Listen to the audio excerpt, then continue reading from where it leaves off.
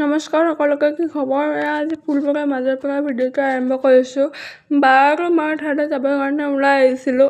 বাৰ লগৰজনী তাতে লগৰজনী ঘৰত সোমালে মাজতে। পৰিৱেশটো ইমান ধুনীয়া লাগে, ফুলবোৰ দেখি মই ভিডিঅ' নকৰাকৈ থাকিব নোৱাৰিলোঁ। আপোনালোকক অকণমান দেখুৱাই দিওঁ বোলো ভিডিঅ' কৰি আনিলোঁ। আৰু গৈ আছোঁ এতিয়া দুইজনীয়ে, তাইৰ কিবা কাম আছে। আজি মই কলেজ নগ'লোঁ, গাটো বহুত বেয়া আছিলে, ৰাতিপুৱাৰ কাৰণে নগ'লোঁ। এতিয়া অকণমান ভাল পাইছোঁ কাৰণে ওলাই আহিছোঁ। ঘৰত থাকিও বৰিং লাগে এনে থাকিলে। আৰু হোটেলত কিবা খাব সোমাইছোঁ দুইজনীয়ে। ৰখি আছোঁ, এতিয়ালৈকে কাম হোৱাই নাই। নাজানো কেতিয়া হ'ব কাম। আৰু গৰমত অৱস্থা বেয়া দুইজনীৰ। এইফালে থিয় হৈ আছোঁ, এইফালে গৰম বহুত। ইনকাম চাৰ্টিফিকেট ল'ব আহিছে তাই। এখন ইনকাম চাৰ্টিফিকেটৰ কাৰণে গোটেই দিনটো ৰখাইছে। এতিয়া কাম কেতিয়া হ'ব ভগৱানেহে জানে।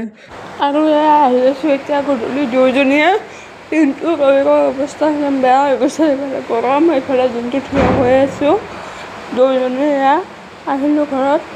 আজি কাম নহ'ল গোটেইখিনি, তথাপিতো আধা কাম কৰি গুচি আহিলোঁ। 5:30 বাজিলে এতিয়া।